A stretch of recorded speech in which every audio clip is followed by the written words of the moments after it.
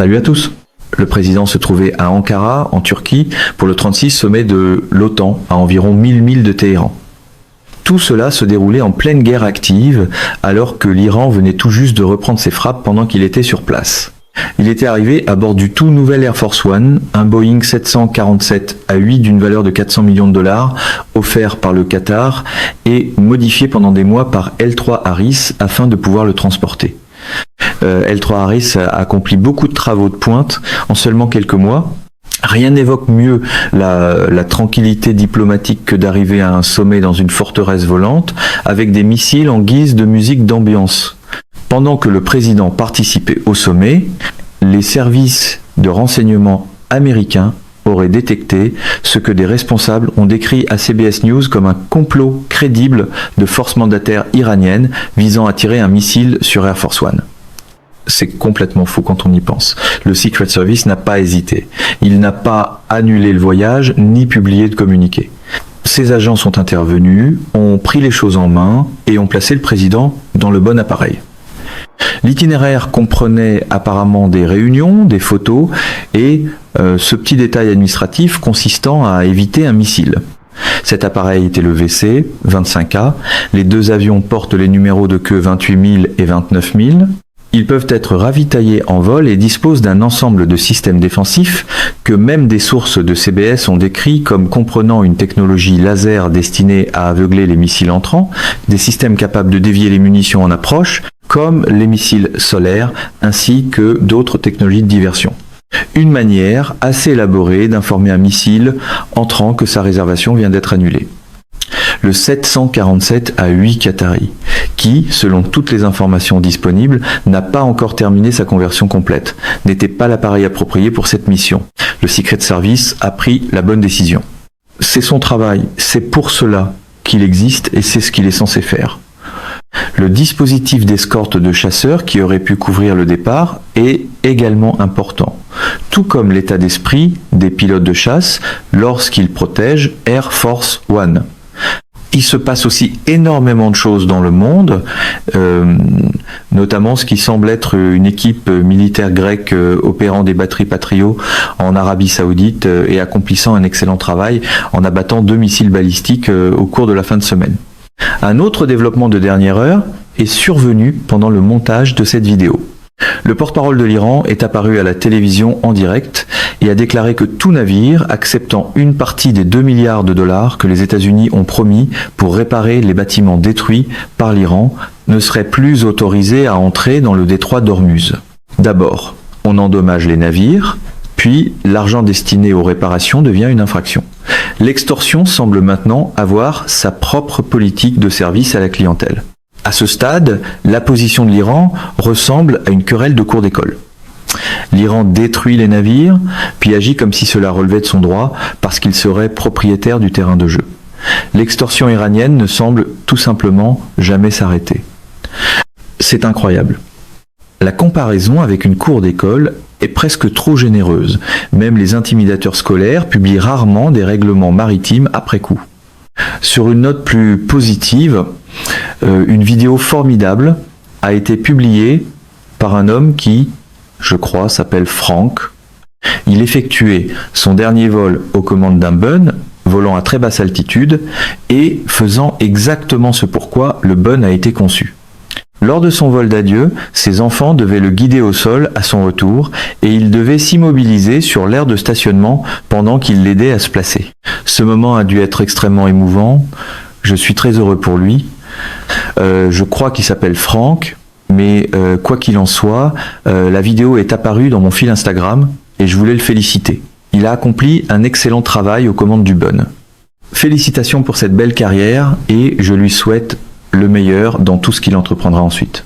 Le New York Times a en fait révélé l'histoire concernant Air Force One vendredi soir, mais une controverse a éclaté parce que le journal l'a publié extrêmement tôt, apparemment, alors que l'événement était encore en cours.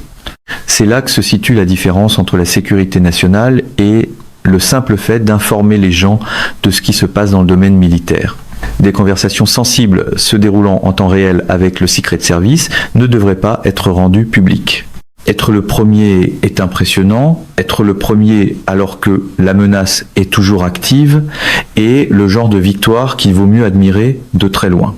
Peu importe la façon dont cela s'est produit, que des journalistes du New York Times étaient à bord d'Air Force One et aient entendu des conversations sensibles du Secret Service, c'était pas une information à diffuser à ce moment-là. Ils auraient dû attendre un communiqué officiel, attendre que l'information soit rendue publique et surtout attendre que le président soit sorti de la zone de menace. Certains de ces journalistes semblent avoir besoin d'encadrement. Lorsque des situations ou des conversations sensibles sont entendues en temps réel, elles ne devraient pas être rendues publiques avant que des responsables américains aient fait une déclaration. Apparemment, le vieux dilemme journalistique n'oppose plus la vérité au pouvoir, mais l'exclusivité à la simple survie. Il s'avère que l'Iran prévoyait de viser le président, peu importe l'appareil à bord duquel il se trouvait. L'avion n'était pas nécessairement la véritable cible. Du point de vue de l'Iran, la cible était le président. La réponse du président Trump a été que si l'Iran tentait de l'abattre ou de l'assassiner, le pays serait pilonné et totalement dévasté pendant au moins 1 an, avec possibilité de prolongation. Il est probable que tous les dirigeants, ainsi qu'un nombre encore plus important de responsables, disparaîtraient complètement. La retenue diplomatique est entrée dans la pièce, a jeté un coup d'œil à la formulation, puis est ressortie discrètement par la sortie de secours. Il ne serait donc probablement pas judicieux pour le régime iranien de mettre ce projet à exécution ou de convaincre l'un de ses mandataires de le faire si ses dirigeants souhaitent continuer à vivre sur cette planète. Être prêt à toute éventualité consiste avant tout à comprendre les menaces et à refuser de fonctionner en pilote automatique. Pour un pilote de chasse escortant Air Force One, la responsabilité consiste à prendre le contrôle de la situation et à demeurer pleinement conscient de tout ce qui se passe autour de lui. Je parle de principes comme celui-ci dans mon nouveau livre, Take Command. J'ai changé le titre du livre pour Take Command parce qu'en l'écrivant, je revenais constamment au même principe. Prendre le contrôle de sa vie personnelle et professionnelle, agir en leader et prendre des décisions qui permettent d'avancer. C'est la raison pour laquelle j'ai changé le titre du livre. Dans l'édition comme au combat, la manœuvre privilégiée consiste apparemment à cerner le message central et à le placer directement sur la couverture. Il y a eu un incident lorsque je volais en Afghanistan. Nous survolions un canyon étroit sous lequel se trouvait une base opérationnelle avancée américaine et cette base a commencé à essuyer des tirs. Nous avons dû réagir très rapidement. En tant que pilote de chasse, nous devions utiliser toute l'équipe autour de nous. Nous avons finalement utilisé un MQ-9 pour nous aider à cibler les positions de combat ennemies. J'ai ensuite dirigé ma formation de 2 appareils équipés de GBU, 3-8. Il s'agit d'armes guidées par GPS. Nous avons ciblé 4 emplacements différents simultanément et nous nous sommes dirigés vers les cibles afin que toutes les armes frappent au même moment sans laisser à l'ennemi le temps de fuir. Nous avons adopté une formation en ligne et largué les GBU, 3-8, 2 depuis chaque appareil, sur 4 emplacements différents. Nous avons anéanti l'ennemi ce jour-là et mis fin au tir visant la base opérationnelle avancée américaine. Je raconte encore plus de détails sur cet engagement dans mon livre. Toute personne souhaitant en savoir davantage sur cette histoire et sur plusieurs autres épisodes de ma carrière au combat peut les découvrir sur mabook.com dans Take Command. Pour revenir à l'histoire principale, le VC-25A utilise la cellule du Boeing 747 à 200. La fiche d'information de l'Air Force décrit son équipement de navigation, sa suite présidentielle et sa salle de conférence. Mais elle ne fournit aucun détail sur ses systèmes de contre-mesure. La salle de conférence relève du domaine public, les dispositifs qui l'empêchent de devenir un amas de débris aéroportés sont assez raisonnablement beaucoup moins publicisés. La plupart de ces systèmes sont classifiés.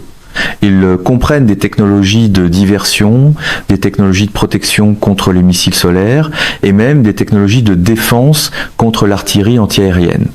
Ces ensembles défensifs constituent le cœur des capacités de l'ancien appareil, qui a essentiellement été conçu autour d'eux.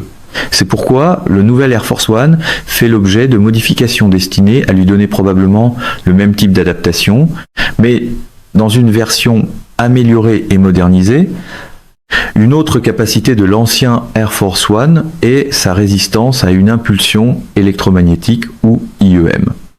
Se défendre contre les missiles solaires et l'artillerie antiaérienne est déjà considérable, mais l'appareil peut également résister à une impulsion électromagnétique tout en continuant à communiquer et à voler en toute sécurité. C'est moins un avion qu'un bureau gouvernemental ayant développé une profonde méfiance institutionnelle envers les lois de la physique. Le rôle des chasseurs est tout aussi important. Lors d'une escorte d'Air Force One, l'état d'esprit du pilote est extrêmement défensif. Cela ressemble à une mission de supériorité aérienne défensive. À bord du F-15E, nous avions un point précis à défendre lorsque nous menions une mission de DCA, c'est-à-dire de combat aérien défensif. L'un des principaux endroits où une telle mission pourrait être menée serait le détroit de Taïwan. Même aujourd'hui, dans le golfe Persique, des missions de combat aérien défensif sont menées contre des drones iraniens, des missiles balistiques et même des avions de chasse iraniens lancés dans le cadre de tentatives de frappe contre des cibles au Qatar. L'Iran a effectivement réussi à faire passer un F-5. Selon les rapports que j'ai consultés, l'Iran aurait fait pénétrer un F-5 au Koweït au début de la guerre, juste avant que des FDX-8 koweïtiens abattent ces F-15E. Le pilote du FDX-8 koweïtien avait manifestement la gâchette facile après avoir appris que l'Iran venait de faire passer un F-5 et avait même réussi à larguer quelques bombes. Cela change la dynamique. Ce n'est pas une excuse pour abattre des F-15E, mais il s'agissait, au bout du compte, d'une guerre réelle, active et extrêmement chaotique. Dans de telles conditions, la distinction entre vigilance et panique devient une ligne très coûteuse tracée à une vitesse supersonique. Lors d'une mission de défense ponctuelle, le pilote doit maintenir une vigilance radar constante, regarder autour de lui et surveiller chaque secteur. La force se compose généralement d'une formation de 2 ou 4 appareils, ou peut être même davantage. Au lieu de défendre un point fixe au sol, les pilotes défendent de la même manière un point mobile. Ce point mobile est un avion. Il s'agit d'une mission d'escorte et l'Air Force américaine a toujours été très compétente dans ce domaine. L'United States Army Air Corps remplissait déjà ce rôle avec les bombardiers pendant la Seconde Guerre mondiale, en les protégeant lorsqu'ils entraient en territoire hostile. Pendant une mission d'escorte, le pilote doit garder les yeux à l'extérieur du poste de pilotage, regarder vers le haut et balayer tout le ciel à la recherche de menaces. Il doit également surveiller le RWR, ou récepteur d'alerte radar, parce que le chasseur devient effectivement une petite extension d'Air Force One et de toutes les capacités défensives présentes à bord. En fin de compte, le travail du pilote consiste essentiellement à agir comme un officier d'Air Force One installé dans un avion de chasse. Si la situation atteint la dernière ligne de défense, sa responsabilité consiste à placer son chasseur entre Air Force One et tout ce qui s'en approche. Idéalement, la menace entrante est simplement abattue. Mais la responsabilité ultime demeure d'utiliser l'avion de chasse pour protéger le président. La description de poste est concise. Détecter la menace, détruire la menace et, si nécessaire, devenir le dernier obstacle entre cette menace et l'histoire. Nous définissions même cette responsabilité lors des missions de protection de différents rassemblements. Nous volions au-dessus des lieux afin de nous assurer qu'aucun drone ne s'approchait des rassemblements ou d'autres emplacements fixes. La doctrine ressemble à celle utilisée pour protéger une position fixe, sauf qu'Air Force One est un appareil en mouvement.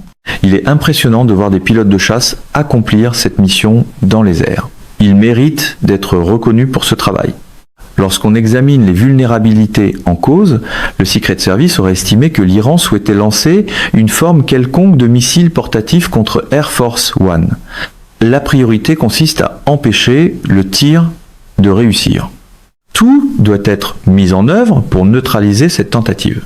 Même la stratégie défensive la plus sophistiquée commence toujours par cette préférence assez élémentaire.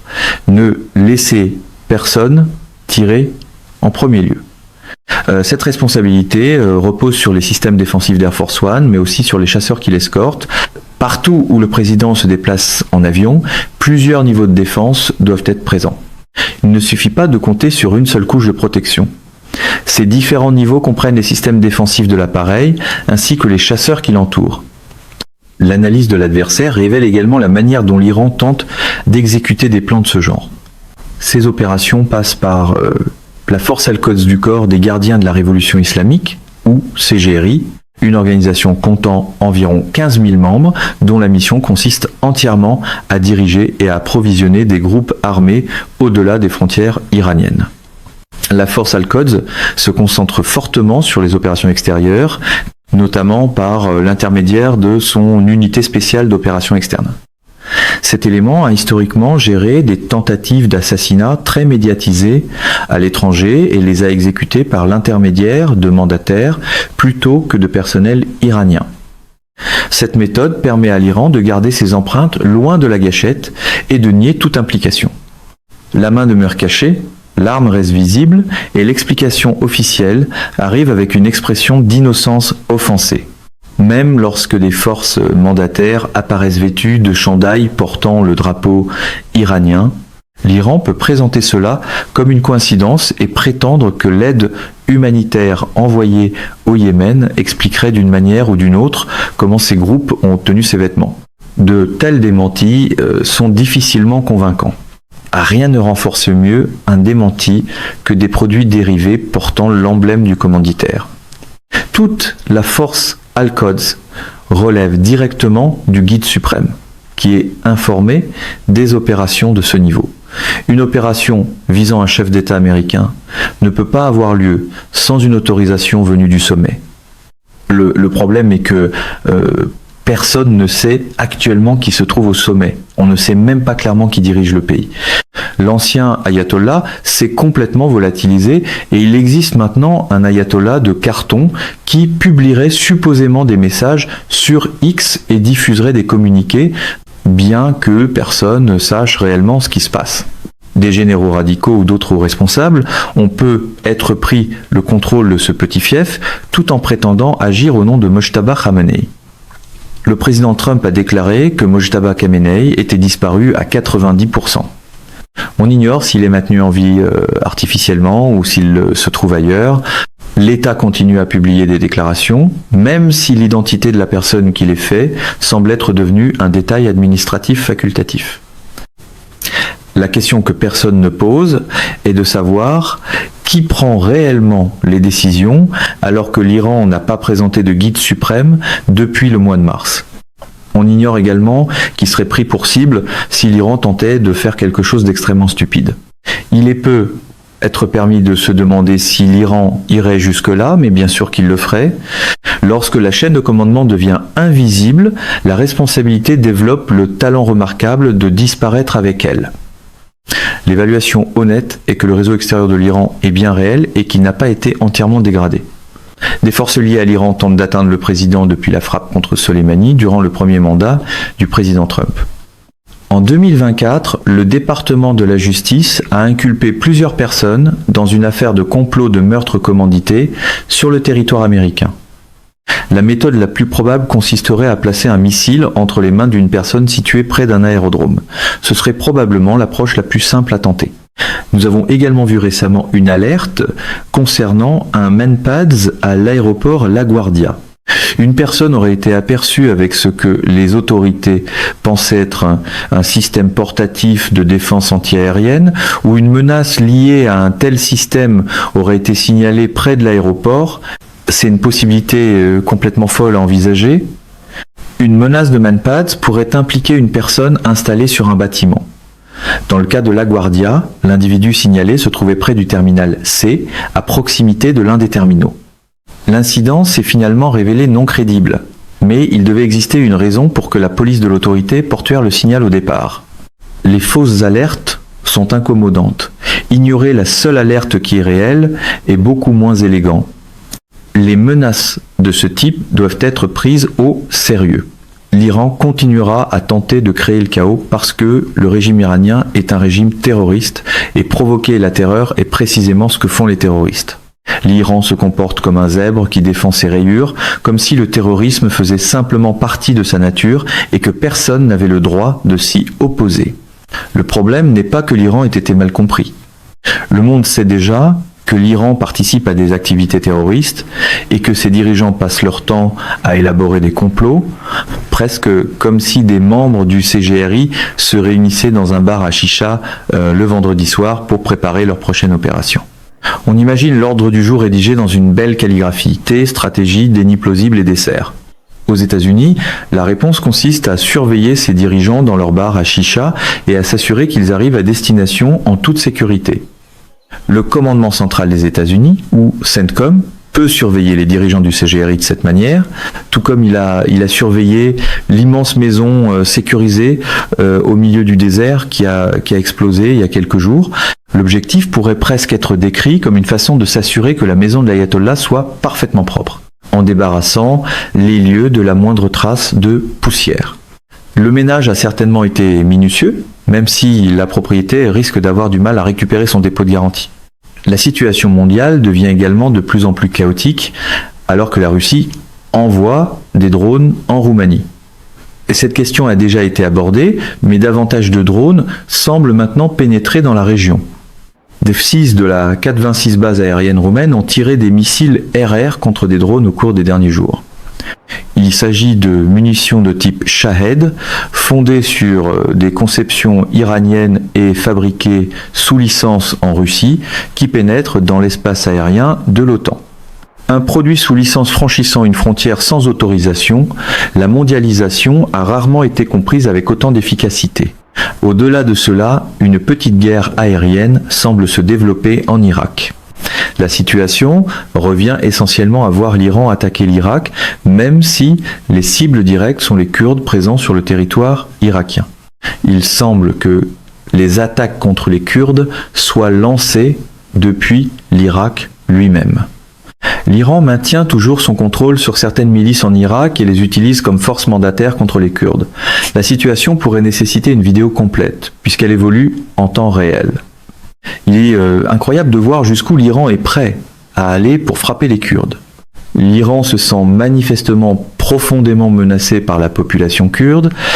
Les Kurdes pourraient participer à une insurrection qui finirait par s'implanter en Iran. L'Iran ne veut pas que cela se produise, ce qui explique pourquoi il frappe les forces kurdes. Le remède privilégié du régime contre l'instabilité semble être la production soigneusement planifiée d'une instabilité encore plus grande.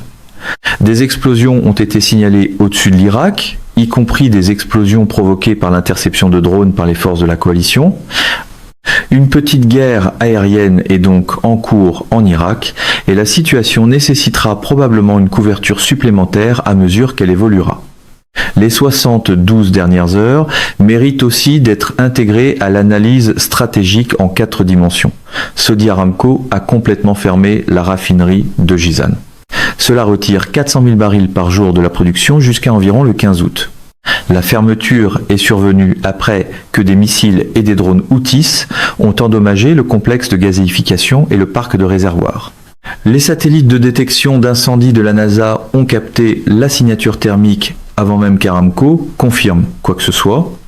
La confirmation officielle est arrivée après que les satellites eurent déjà remarqué que la raffinerie se comportait d'une manière assez peu conforme à celle d'une raffinerie. Plus au nord, sur la côte de Yanbu, 2 missiles balistiques entrants ont été interceptés et détruits par une batterie Patriot, opérée par du personnel militaire grec et déployé en Arabie Saoudite. Yanbu est encore plus importante que Jizan. Lorsque l'Iran bloque le détroit d'Ormuz, l'Arabie Saoudite utilise son oléoduc Est-Ouest sur environ 1200 km entre Abqaiq et la mer Rouge. Le système a atteint un record de 7 millions de barils par jour, dépassant sa capacité nominale de 5 millions de barils grâce à la conversion de conduites destinées au liquide de gaz en conduite de pétrole brut. Yanbu est devenu le nœud énergétique le plus important de la planète. Chaque baril quittant cette installation doit passer par le détroit de Bab el-Mandeb, qui ne mesure que 18 000 de largeur. Le détroit de Bab el-Mandeb demeure en grande partie ouvert, même si les Houthis le menaçant. La prochaine question consiste à savoir si l'Iran tentera d'y ouvrir un autre front. L'approvisionnement énergétique mondial est donc invité à franchir une porte de 18 000 de largeur pendant que plusieurs acteurs armés débattent de celui qui devrait en garder la clé. 8 drones chargés d'explosifs ont récemment été abattus en l'espace de 27 minutes et les attaques semblent se poursuivre. Cette petite guerre aérienne n'est pas terminée. Le CGRI pourrait maintenant se retrouver sous pression de la part des Kurdes. Les Kurdes pourraient également devenir une force plus crédible et une option plus sérieuse pour aider les États-Unis à soutenir une forme d'insurrection. Toutefois, il faudrait d'abord armer les citoyens iraniens qui souhaitent être libres. C'est l'exigence la plus importante. À mon avis, il faudrait larguer 100 000 revolvers de calibre .38 spécial dans différents endroits du pays. Le CGRI en saisirait certainement une partie, mais ces armes créeraient tout de même une menace crédible. Une proposition politique d'une simplicité frappante, même si la logistique pourrait objecter que les révolutions arrivent rarement avec un manuel d'instruction. Le CGRI procède actuellement à des exécutions. De jeunes personnes ont été exécutées hier à Ispahan en Iran et une certaine forme de résistance semble s'être manifestée. La question est de savoir jusqu'où la population peut résister lorsque les citoyens ne possèdent aucune arme et que le CGRI est la seule force armée. Si les citoyens iraniens qui souhaitent être libres possédaient des revolvers de calibre 38 spécial, certains membres du CGRI seraient touchés. Cela les obligerait à réfléchir à 2 fois avant d'entrer dans les maisons. Cela ne les arrêterait pas complètement, mais les forcerait à hésiter. Et cette hésitation pourrait devenir la graine et le fondement d'une véritable insurrection. La certitude autoritaire demeure impressionnante jusqu'au moment où la porte située de l'autre côté n'est plus garantie d'être sans défense. Mesdames et messieurs, notre émission d'aujourd'hui s'arrête ici. Nous vous invitons à partager votre avis personnel dans la section des commentaires ci-dessous. Plume Pratique vous salue et vous donne rendez-vous très bientôt.